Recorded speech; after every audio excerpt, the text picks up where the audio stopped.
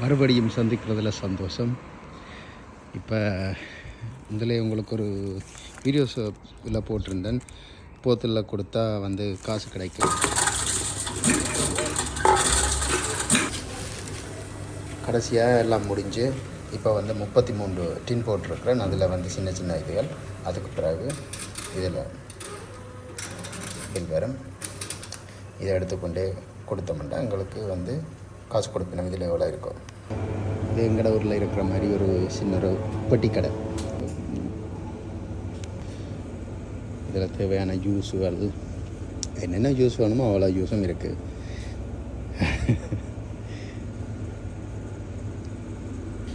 நான் என்ன வேண்ட வந்தேன்னா பால் முடிஞ்சது. இப்போ பால் வேண்ட வந்தது. இதில் வந்து